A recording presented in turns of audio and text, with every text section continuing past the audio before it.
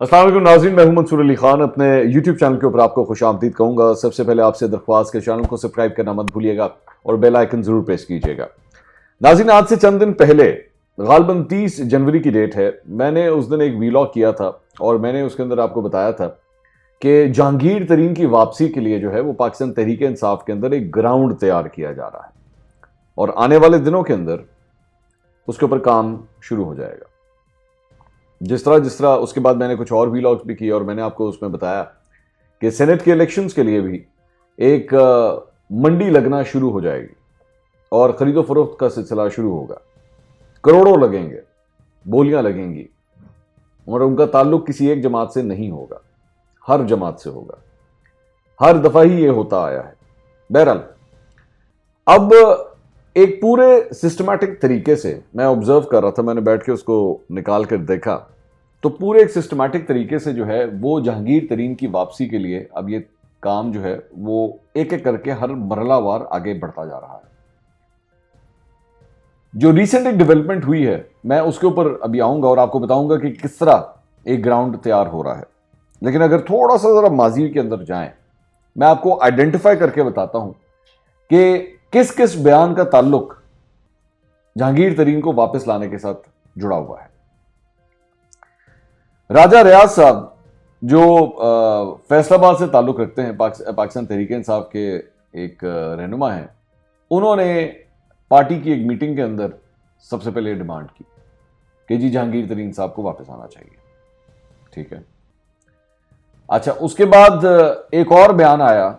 साबिक वजीर आला खैबर पख्तूनख्वा परवेज खटक साहब ने फरमाया कि अगर मैं ना हूं तो इमरान खान की हुकूमत एक दिन ना चल सके। अच्छा, ये बेसिकली हमारे मीडिया की जबान के अंदर इसको कहते हैं टीजर। ये बेसिकली एक टीजर था ऊपर तक पहुंचाने के लिए। ये दरअसल में सिर्फ परवेज खटक साहब नहीं है जो ये फरमा रहे हैं कि अगर मैं ना हूं। ये परवेज खटक साहब के पीछे भी और बहुत से लोग हैं और हर पार्टी के अंदर ये ग्रुप मौजूद होते हैं। उसमें अब लेटेस्ट जो एक एडिशन हुई है, जो आज एक बयान आया है, वो आया है फवाद चौधरी साहब का। फवाद चौधरी साहब के जो अल्फाज हैं वो बड़े इंपॉर्टेंट है, सुनने वाले हैं। वो फरमाते हैं किसी को अच्छा लगे या किसी को बुरा लगे, लेकिन ये एक हकीकत है कि जहांगीर तरीन ने पार्टी को संभाल के रखा हुआ था और उनके ना होने की वजह से बहुत से मसाइल पैदा हो गए। ठीक, अब इसको जरा, इस स्टेटमेंट को अगर आप गौर से जरा माइक्रोस्कोपिक तरीके से इसको जरा इवैल्यूएट करें तो उसमें 3-4 बातें। एक तो उन्होंने सबसे पहले फरमाया कि किसी को अच्छा लगे या किसी को बुरा लगे। अच्छा, ये जो किसी को अच्छा लगे और बुरा लगे, ये सारा का सारा अपनी पार्टी के बारे में बात कर रहे हैं कि पार्टी के अंदर जहांगीर तरीन के खिलाफ जो ग्रुप है, खिलाफ ग्रुप कौन है? असद उमर है। खिलाफ ग्रुप कौन है? शहजाद अकबर हैं। खिलाफ ग्रुप कौन है? उसके अंदर शाह महमूद कुरैशी हैं। क्योंकि वहां पे तो इस वक्त जाहिर बात है कि बड़ी खुशियां हैं इस बात की कि जहांगीर तरीन जो है सारे मामला से दूर हैं। एक बात तो ये तो एक तो बात उनको सुनाई जा रही थी कि जनाब आपको अच्छा लगे या बुरा लगे। अच्छा, दूसरी बात यह कि इमरान खान साहब भी तो खुद हैं। इमरान खान साहब जो हैं वो उनकी ही मर्जी से जहांगीर तरीन को साइड लाइन किया गया था ना, उनकी इजाजत के बगैर तो कुछ भी नहीं हो सकता था। तो ये बेसिकली उनको भी एक मैसेज पहुंचाया गया है कि जनाब आपको अच्छा लगे या बुरा लगे, लेकिन ये हकीकत है कि पार्टी जो है वो जहांगीर तरीन ने संभाली हुई थी। अच्छा, ये इटसेल्फ जो है, ये पाकिस्तान तहरीक इंसाफ के केस के हवाले से ये जो बार बार कहते थे, अगर आपको याद हो वो सिलसिला शुरू हुआ था जब ये नाअहल हुए थे जहांगीर तरीन साहब, तो इनको इन तमाम मामला से फिर भी दूर नहीं किया गया था।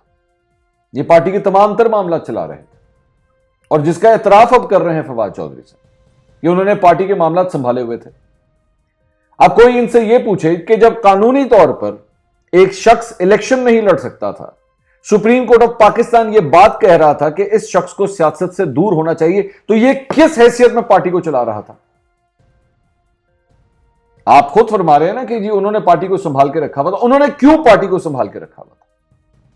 जब आप एक जगह एहतसाब की बात करते हैं, आप शुगर कमीशन रिपोर्ट के ऊपर इतना मतलब ये लोग पाकिस्तान तहरीक इंसाफ के और हुकूमती अरकान जो हैं ये इतना अपने आप को फख्र महसूस करते थे, जिसमें कहते थे कि जनाब देखें पहली हुकूमत है जो अपनी रिपोर्ट खुद लेकर आई है।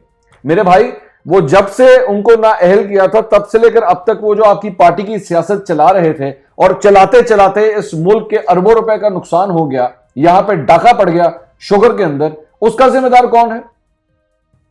क्यों उनको आपने इन तमाम मामलों के अंदर डाला हुआ था, जबकि सुप्रीम कोर्ट ऑफ पाकिस्तान कह चुकी थी ये नाअहल है? फवाद चौधरी साहब की इस पूरी स्टेटमेंट के मुख्तलिफ सेगमेंट्स हैं। पहला सेगमेंट मैंने आपको बताया जिसमें वो ये फरमा रहे हैं कि जनाब किसी को अच्छा लगे या बुरा लगे, फिर दूसरा सेगमेंट है कि वो पार्टी चला रहे थे, और अब उसका तीसरा सेगमेंट बड़ा इंपॉर्टेंट है, जो एक फरियाद है, जो एक डिमांड है कि उनके ना होने से कितना नुकसान हो रहा है। अब ये बेसिकली ये भी एक मैसेज है कि उनके ना होने से कितना नुकसान हो रहा है। फवाद चौधरी साहब बात गलत नहीं कर रहे, बिल्कुल ठीक बात कह रहे हैं, हकीकी जो इस वक्त सूरत हाल है उसी की निशानदेही कर रहे हैं।